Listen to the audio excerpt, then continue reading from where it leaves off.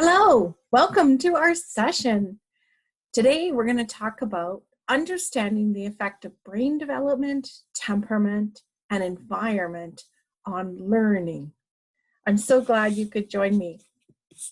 My name is Judy Arnall, and I'm a certified brain and child development specialist.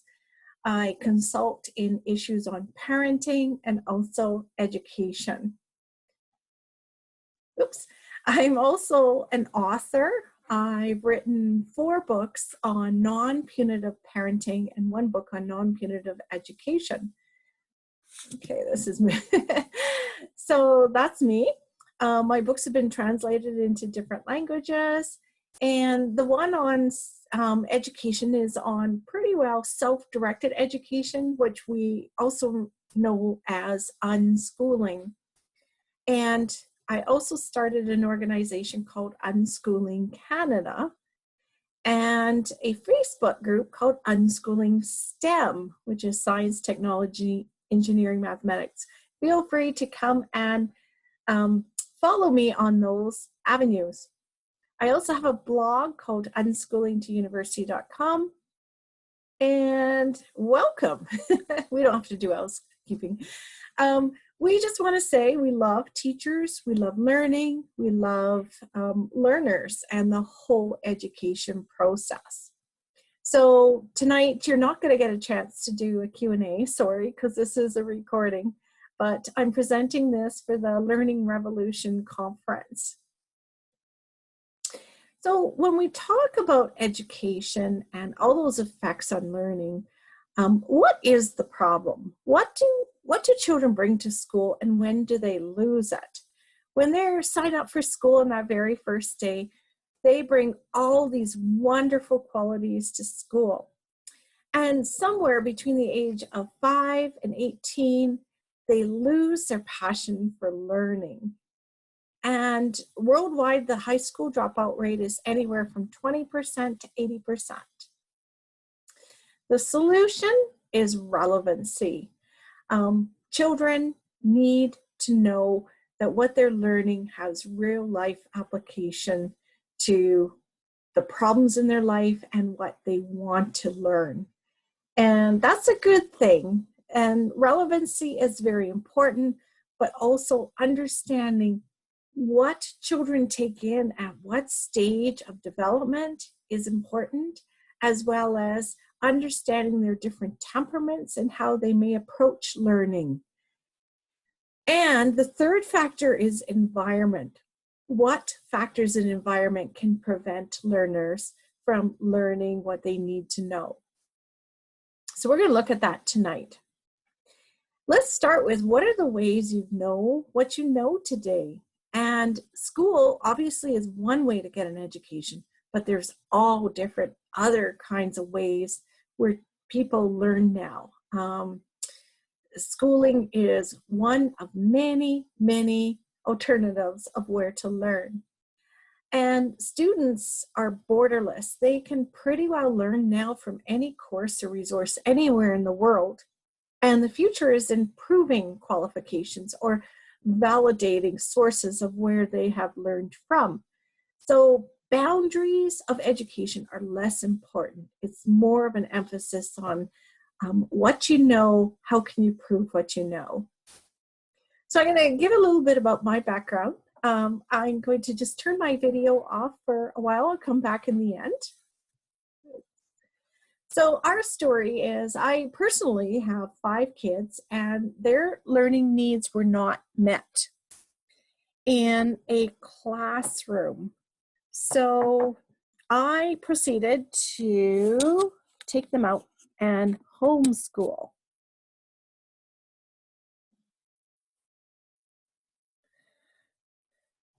And every year I ask the kids, do you want to homeschool? Is this something you want to do?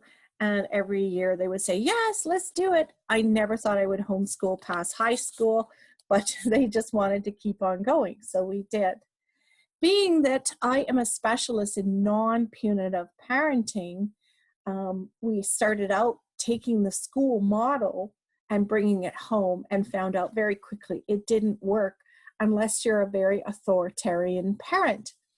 which motivates children through bribes and punishments.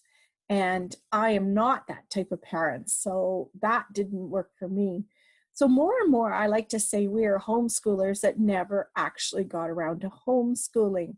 We slid into what many people call unschooling or self-directed education.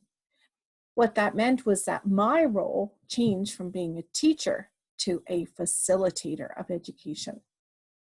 And for those of you who have taught in Alberta in adult education, you know there's a difference in that we present content to adults who have a very engaged interest in their education. They're a partner in education. They're not a vessel that is filled with knowledge. They are an interactive, engaging partner. And that's what I wanted for my children too. So we did that. We played for 10 years instead of doing direct instruction through homeschooling or school. And they learned and picked up most of what they needed to know during their play and their projects. They wrote our government exams, and out of 21 exams, they got an average of 78%, where the government average was 65%. And they got scholarships, and they went on to university. So I had 4 kids accepted to 10 universities. 3 were in STEM programs, 1 is in humanities, and 3 of those children graduated so far. I have 1 master's student, and they did very well. They really liked them. And at the time they were going off to university, some of their friends were going too. So unschoolers tend to hang around with unschoolers. And I had the profiles of 25 unschoolers that also applied for colleges, universities, tech schools, and all were accepted. So I wrote a book about it because I thought, this needs to get out there. People need to know that children can learn without direct instruction. And that's what we did. The book surveyed 30 kids. They unschooled all from 3 to 12 years. They were all accepted to college, tech, and university. 22 of those 30 have graduated. 2 have gone on to master's levels. And out of those 30, 10 were in STEM careers. We had 4 engineers in the lot. 10 went into humanities and 10 went into arts. So you could read more in the book, Unschooling to University. So let's look about what happens in the brain and how it fits with learning stages. I love this quote by Dr. Thomas Armstrong, who wrote, "Human development research should inform educational practice." And it really should. If you're a parent or an educator, you really need to know what is happening for the brain at that stage and age in order to figure out ways to present information a lot more effectively. So this is what happens. These are brain neurons, and the axons are firing to the dendrites, neurotransmitters that seal over that gap, or what we call synapse, to form a connection. And I'm going to play this. Just get this out of the way right now. This is what happens inside the brain when children learn. Look at that neurotransmitter going from that axon to the dendrite. Learning is happening, and this is response to experiences. So it doesn't matter if a child is playing a video game or reading a chemistry book, this process is happening. To show it again. I love this video. Okay, so babies are born with 100 billion brain cells at birth. And they exist, but for the most part, they're not connected to each other, as you can see. And in the next 5 years, boy, do they connect in response to experiences in the child's environment. And they have many, many connections, many more connections than a college student. But the brain has to work efficiently. So many of these connections are pruned if they're not being used, so that the brain can strengthen the connections that are already being used and be more efficient. So play grows brain connections just as much as workbooks. Children of all ages need more play. And how a child chooses to learn, whatever methodology they choose, it grows their brains. So we're going to look at development. Children develop in 4 areas: physically, cognitively, socially, and emotionally, and all take place within context of relationships. The brain develops from the bottom to the top and from the back to the front. And although certain parts of the cerebral cortex are more sensitive at different ages of development, the brain doesn't work in a, oh, this part works now. It works together, and it takes place, development takes place in several areas, although, again, some parts are more sensitive during different ages. So when you look at these, let's go through little stages. We're going to talk about babies, toddlers, preschoolers, school agers, and teenagers. So what do we know about babies? Babies 0 to 6 months, most of the bottom brain is what's sensitive, what we call bottom brain functions. They mostly feel sensory input and output. So they're hungry, they cry. They're tired, they cry. They're cold, they cry. Sensory input and then output. And their job at their age is to build attachment with an adult and trust. So that's what's going on for them.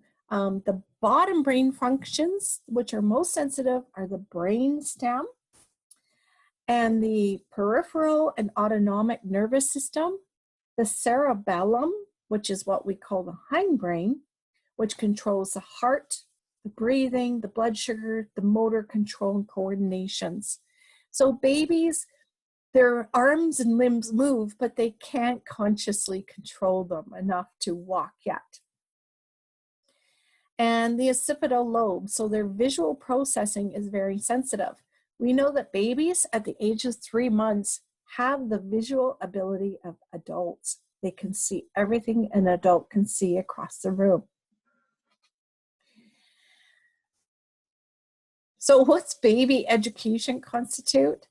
Pretty well, it's developing that trust and attachment. So caregivers fulfill their needs, learn more about child development, interact with the baby. So when the babies are meeting their eye contact, they do what we call a serve and return response. So engaging with the baby, singing, talking, reading to the baby, following the baby's cues on when to stop or start. And for all babies, their adult caregiver is the best toy. Babies don't need a lot of STEM education toys. They don't need iPads. They need human, real-life faces. Okay, next is young toddlers. This is what we call the doing stage, and this is 6 to 18 months.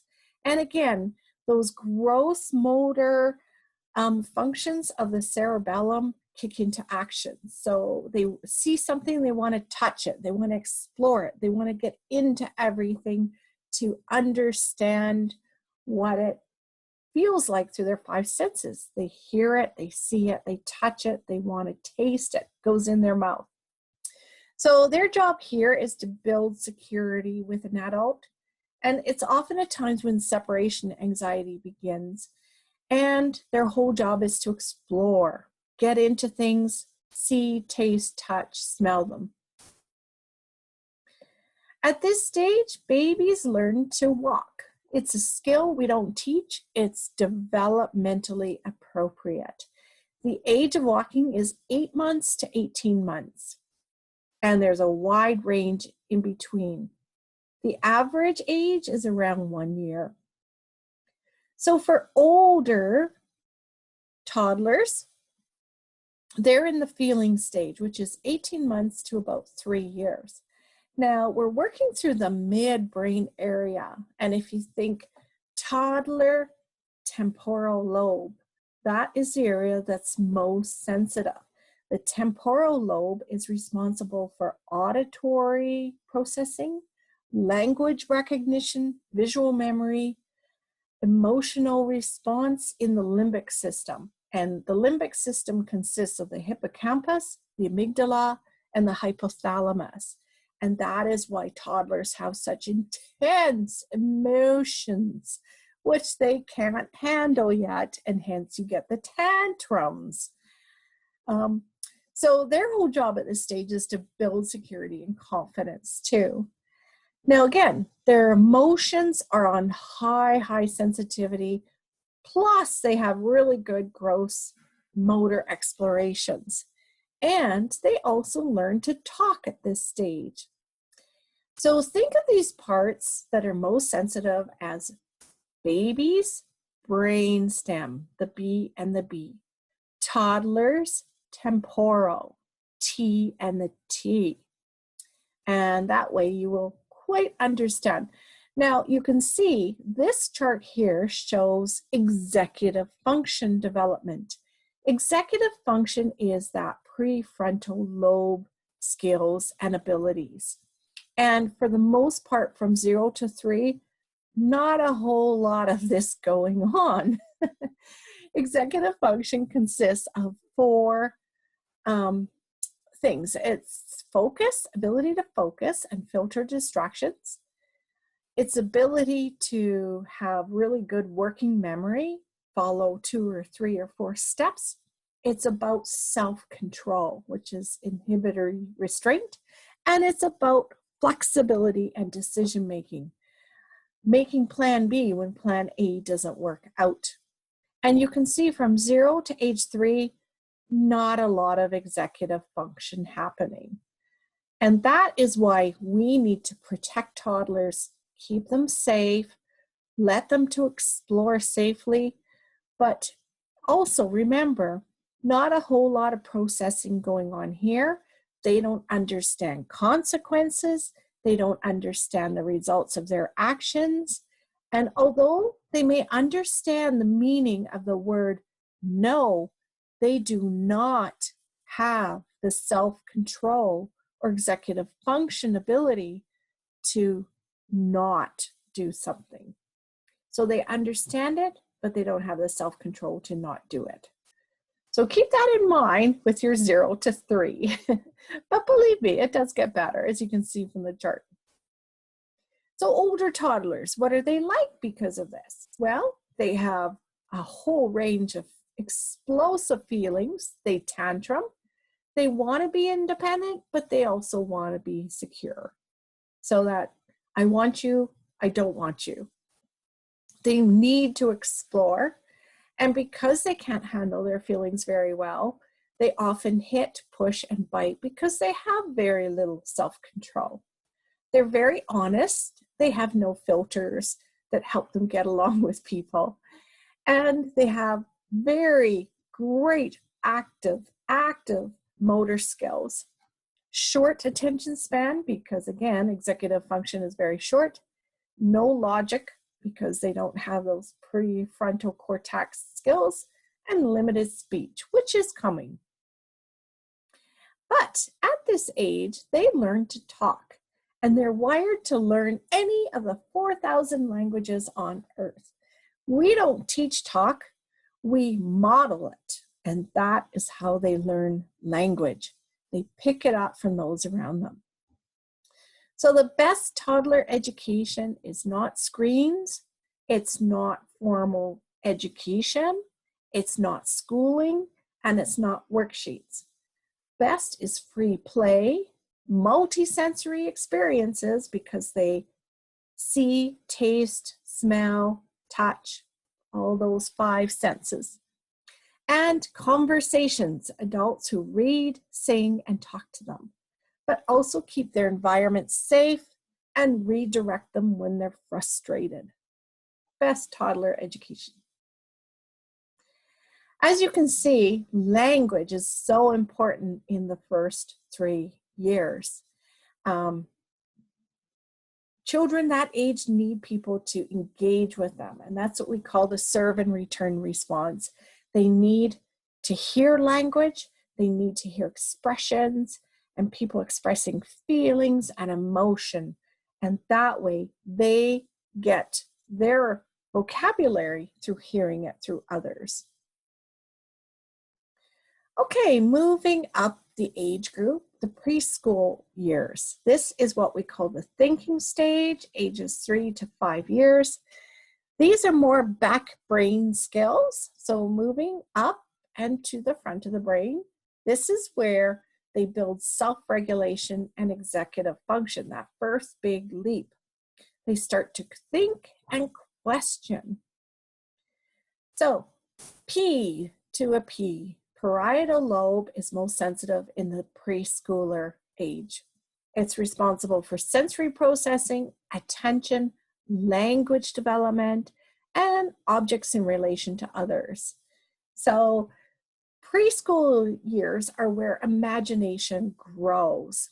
It helps children learn to play with others and to grow their make-believe play, and perception to them is reality. What they think is what's happening.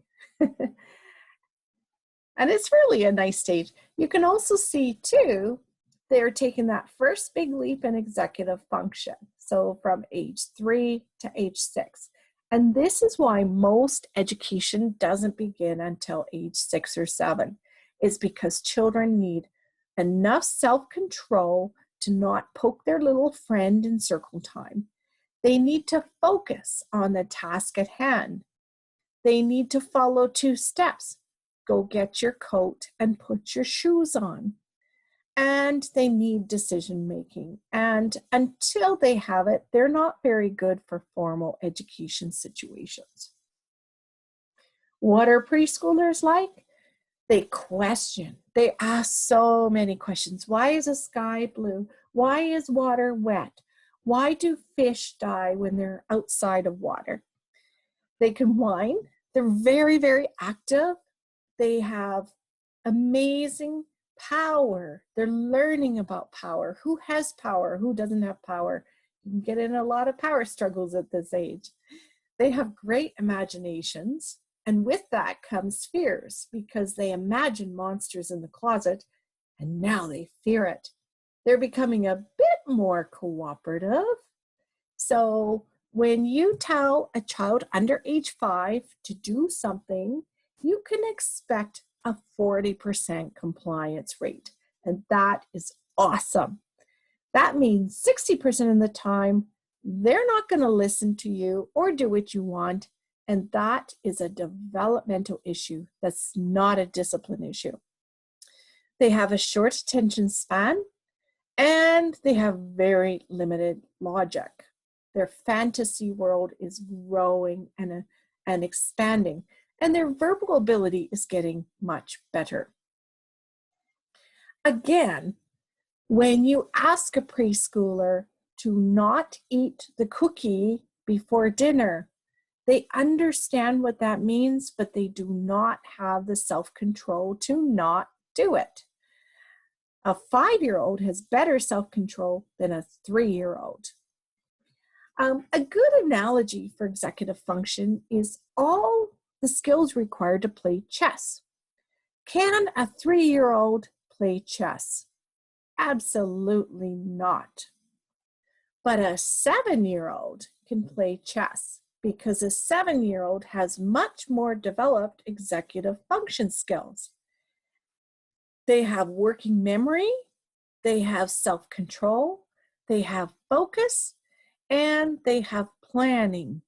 They can plan one step ahead. If somebody takes their queen, they can plan what to do.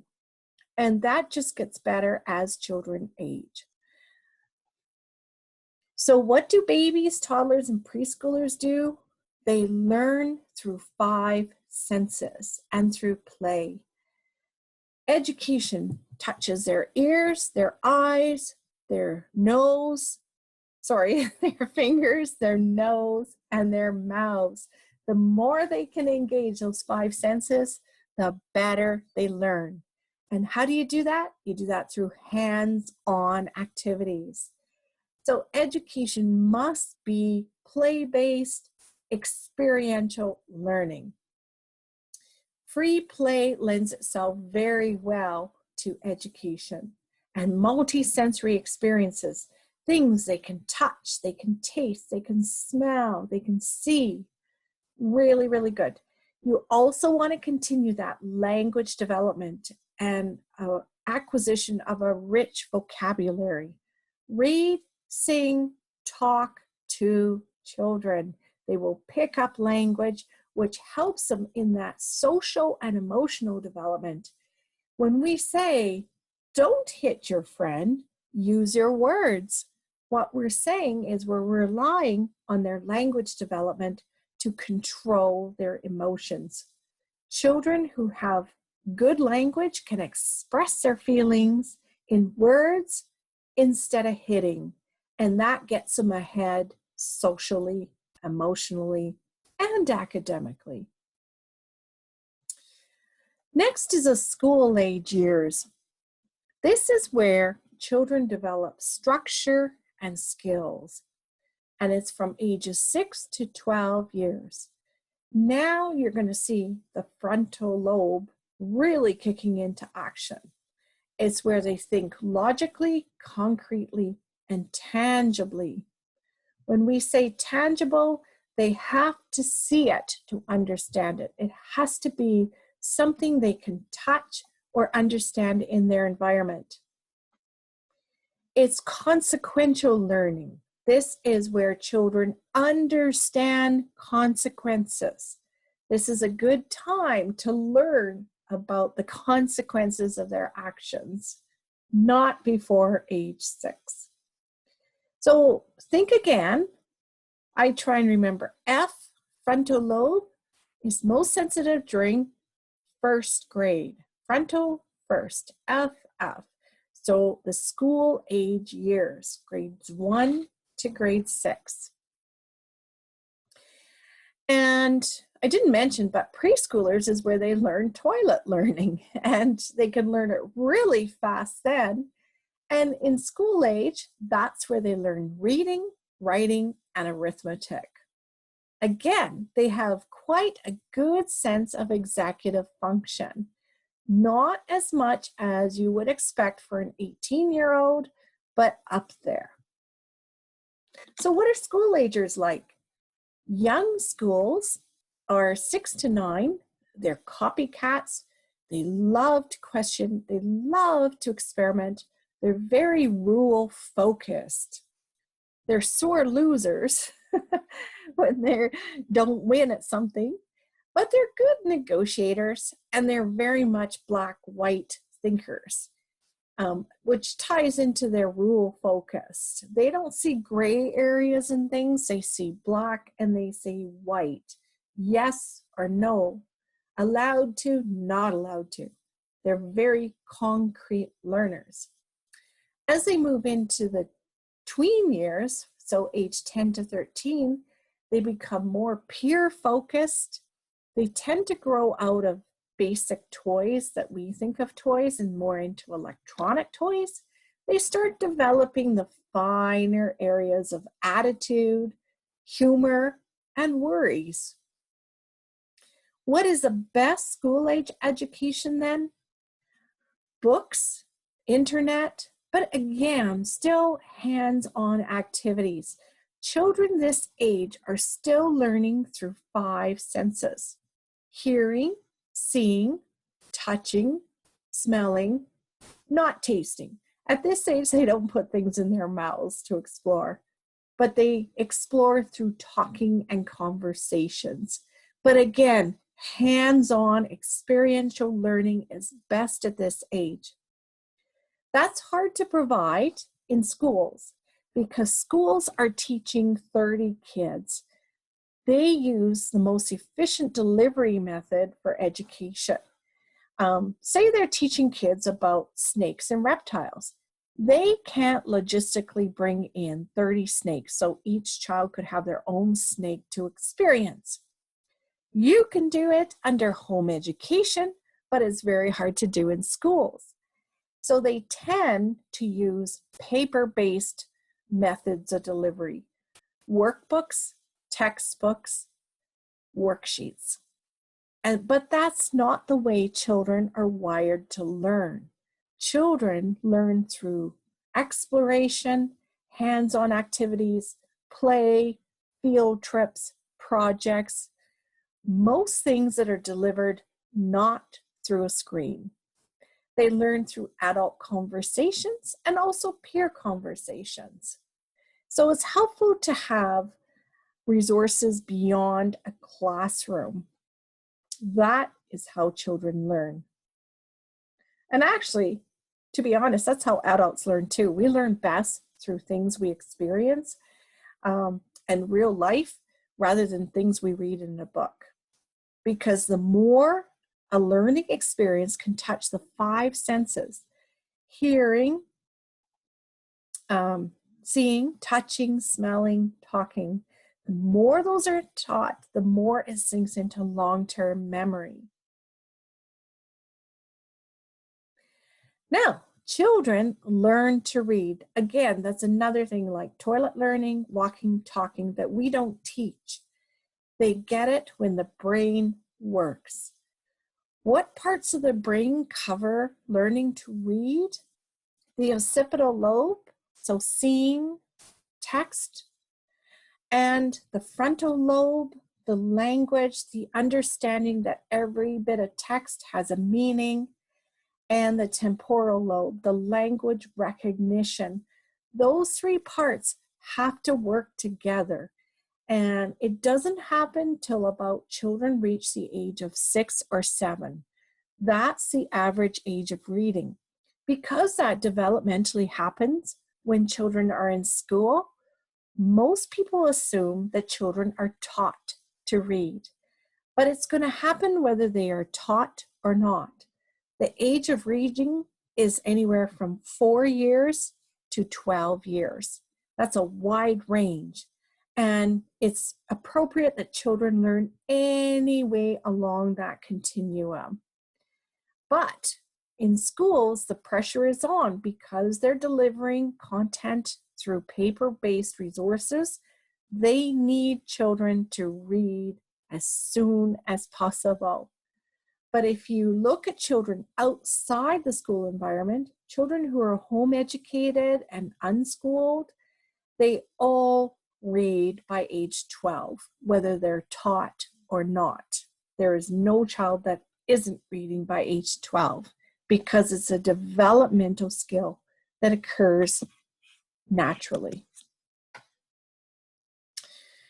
Okay, as long as children are immersed in an environment where there's lots of words, there's lots of books, there's lots of reading, they will learn to read. And that's the job of the adult, is to facilitate that environment. Make sure there's books around, make sure that your children are exposed to language and text, and they will learn to read. That's their job. They do not have to have phonics drilled into them. They can learn just when their brain connects it. And when that happens for each age, you don't know. It happens. My children read at ages 4, 5, 8, 9, and 10. And the amazing thing was, a year later, you couldn't tell who read at age 4 and who started reading at age 10. They were reading books this big 1 year later. And just like toilet training, we don't know who trains at 18 months or who trains at 4. They all use the toilet. This is also an age that children learn to print. And again, this is not a skill that needs to be taught. They will learn it because children are wired. They want to function in their environment. They want to be like competent adults. They want to learn to read, they want to learn to write, and they're going to practice whether they have help or not.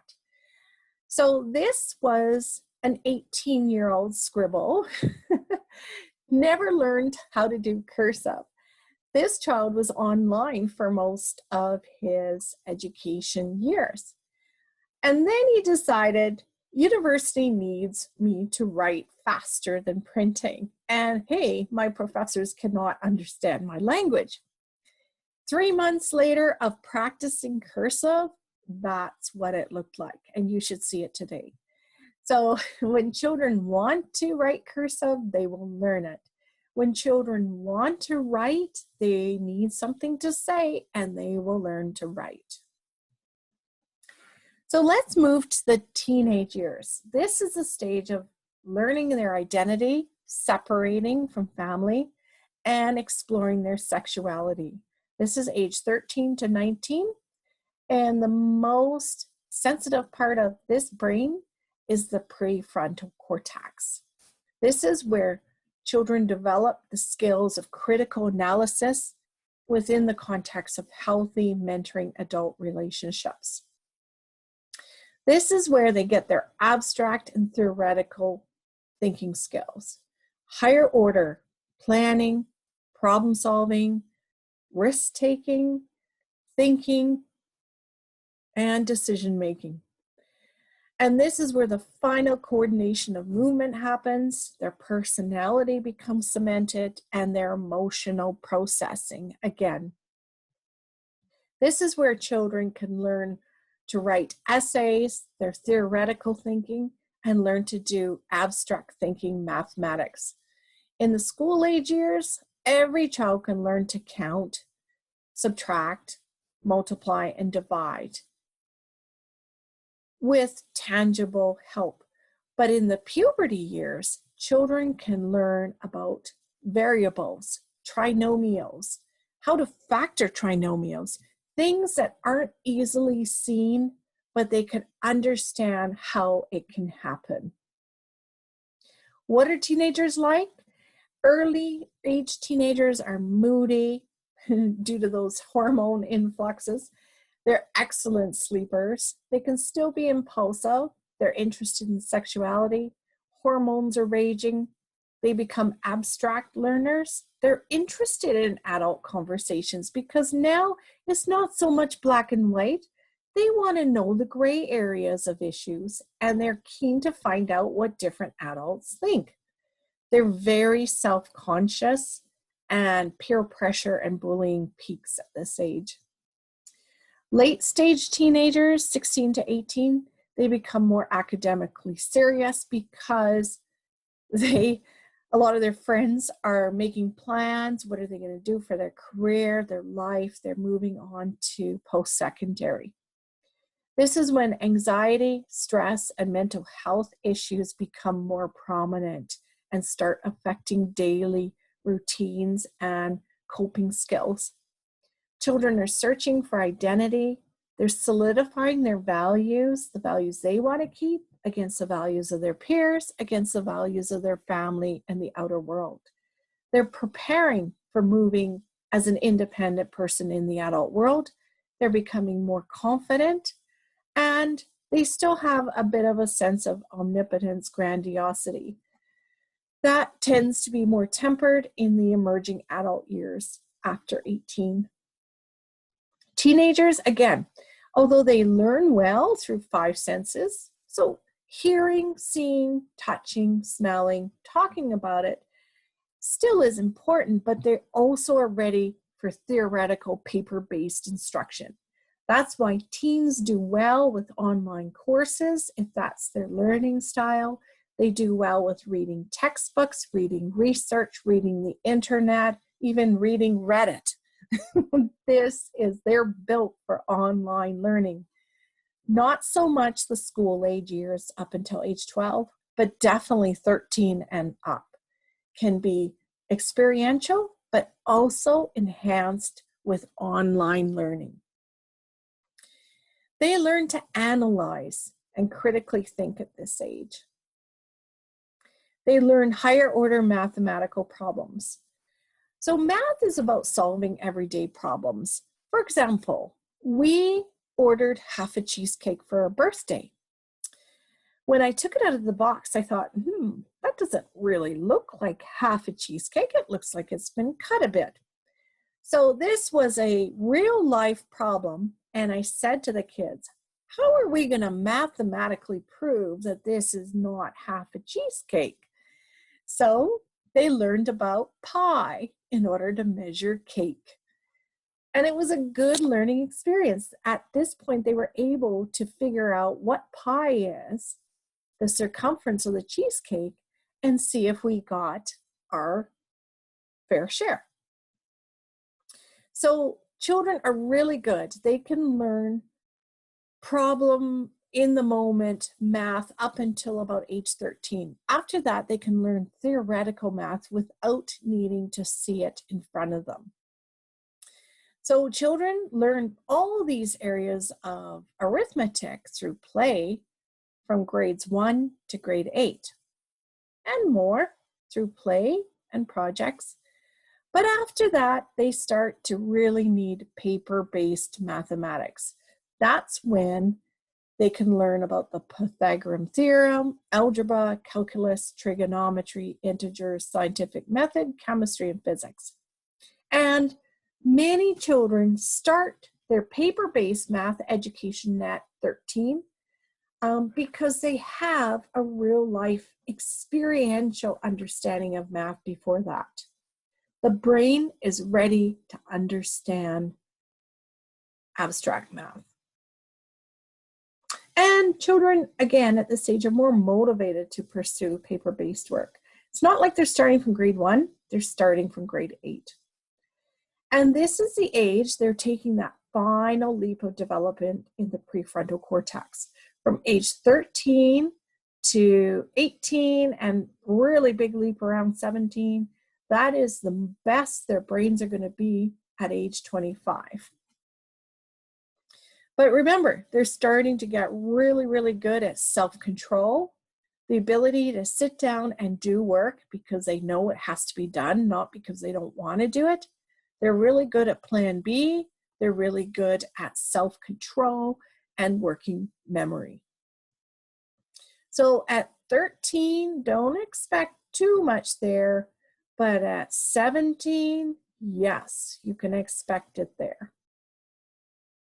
And that is why children, when they are interested, about age 17, children who have unschooled all their lives can start doing more paper-based work, not because they're interested, but because they have to jump through hoops to do it and get to where they want to go. They're much more self-control, motivated to do the work then. If you tell a 6-year-old, not so much. So teenagers' education, again, now you can do books, internet, lectures, self-education research, projects are great, still experiential learning in combination with bookwork and online. They love conversations and debates to stretch their value system, to stretch their understanding of the grayness of the world, not just the black and white. And they can write really good theoretical essays, and they can do very well in abstract mathematics. And the last stage is emerging adulthood, which is from 19 to 25. That's what we call the age of reason. It's where they fine-tune their critical thinking. And this is a stage, like I said, that's the best their brains are going to get in terms of executive function, in terms of focus, working memory, self-control, and decision-making. From there on, it goes downhill. So what about music? Well, when the student is ready, the teacher appears. Although, let's talk about music. Music is most often started here when children are age 5 to 6. But that doesn't mean a child age 13 or age 17 couldn't start music. It may take a little bit longer, a little more motivation there, but they can learn. And same with language. Children under age 5 are primed to learn any language in the world, but that doesn't mean they can't start learning a language at age 18. Takes a little more practice, a little more motivation, but they definitely can learn languages and music studies starting when they're adults. They don't have to learn when they're. So a common question is, well, wait a minute, if my kids don't receive any direct instruction, they're just going to play video games all day. And you know what? They learn just as well through video games as through textbooks. Video games actually teach a lot of great skills: cooperation, commitment, teamwork, critical thinking, problem solving, creativity, and innovation can work. So I don't want you to think of learning as we open up their brains and pour all the content in. That's the accumulation model of education, and we know now that doesn't work. What we know is children learn through brain stages, and different parts of the brain contribute to different ways of learning. A child at age 1 is a lot different and learns a lot differently than at age 3. At age 1, they learn to walk without anyone teaching them. At age 3, they learn to talk without anyone teaching them. At age 7, they learn to read and print and do arithmetic without anyone teaching them. At age 13, they learn to write and do mathematics with a bit of help, but a lot of children self-teach that too. And by 18, they learn better decision-making skills without being taught. A lot of things children pick up just developmentally. Okay, let's just spend a little time on temperament. We talked about brain stages in learning. Let's talk about temperament. Temperament is unique to every child, and it's inborn. It is on a continuum, and parents support their child's development when they're willing to work and understand their child's temperament. Temperament is the how much of personality, and it stays with them all their lives. And it was first discovered in 1956 by Thomas, Chess, and Birch. It's on a continuum. So on one end is easygoing children, and on the other end is what we call high need, spirited, or spicy children. 40% of all children are born easygoing, and about 10 to 15% are those high need, spicy children. And yes, that is rooted in the brain too. We know that easygoing children have more left frontal brain activity, and spicy spirited children have more right frontal brain activity. These are the 8 temperament traits identified by Thomas and Chess as being more or less in some children. So easygoing children will have 5 or more of these traits. Spicy temperamented children would have 5 or more of these traits. And as you can see, they're pretty opposite of each other. So easygoing children are very distractible, very easygoing, very adaptable long-term, very light-hearted energy, very regular body functions, low activity level. First reaction is positive. This is wrong, sorry. And their mood is even-keeled. The spicy spirited temperamented children are opposite that. They're more persistent, they're sensitive, they take a long time to adjust to new surroundings, new things. They have intense energy and intense. They're the drama queens. They have irregular body functions, so they sleep and eat at different times. They have high activity level. Their first reaction is pretty well always negative, and they're moody. And this is the same whether they're toddlers or teenagers. As toddlers, they have intense, long temper tantrums.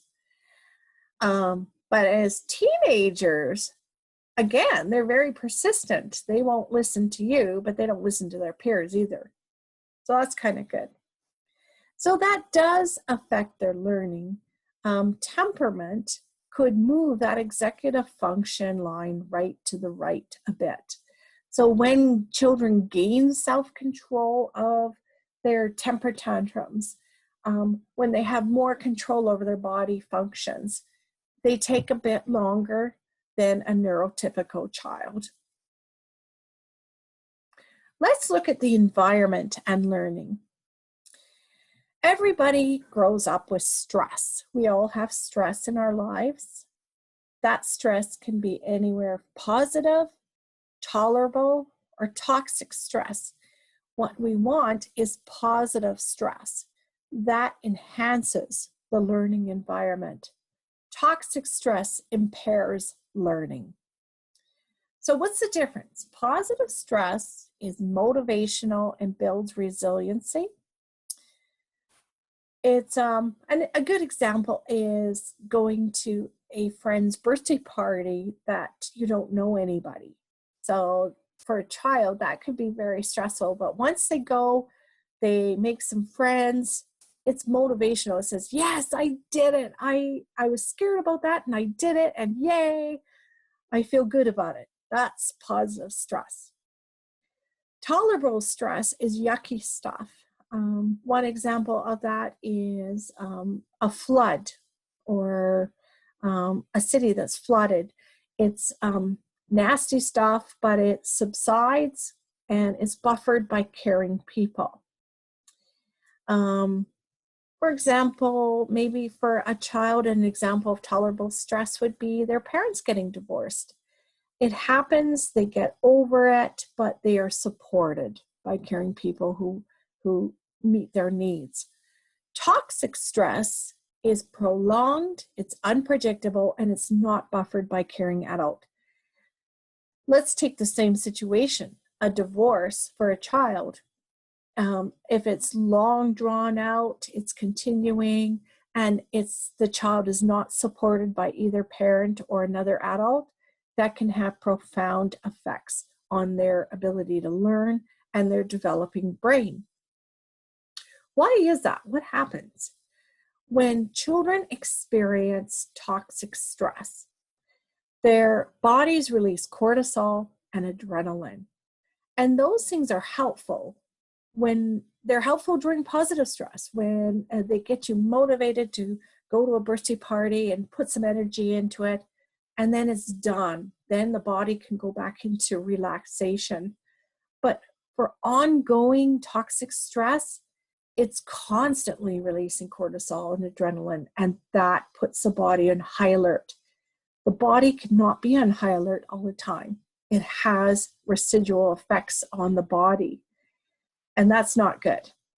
Tolerable stress, when it's buffered by caring people, it moves from toxic into tolerable. It subsides the cortisol and adrenaline production, and the body can go back into relaxing state. Now, adverse childhood experiences are what we call ACEs. That produces toxic stress in a child's body. Now, 70% of people grow up with at least one of these adverse childhood experiences. This is the parenting no-no list. But about 15% of children grow up with 3 or more of these adverse childhood experiences. And that increases the risk of toxic stress. That can damage learning and brain development. It damages neurons by impeding the signals from the frontal lobe to the temporal lobe. The limbic system needs to work with the prefrontal cortex, and cortisol can stop that from happening. That can impact the child's ability to think and learn, and they need to do that. Punishment can also cause toxic stress, in that it's the parents, the caring adults that children rely on to mitigate toxic stress that causes it. That can impact brain development. The lifetime outcomes for that can be many. ACEs can increase the risk of heart disease, lung disease, stroke, diabetes, cancer, suicide, injuries, and mental health. Now, the question is, does this happen regularly or rarely? When the bodies go into high alert, it's okay if it happens rarely, not okay if it happens regularly. Okay, so that leads us to conclusion of our talk today.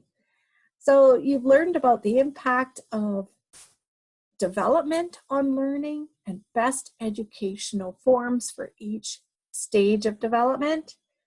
We've covered temperament and that effect on learning, and we've covered the effect of environments. Do humans ever stop learning? Never. We're wired to learn all through our lives.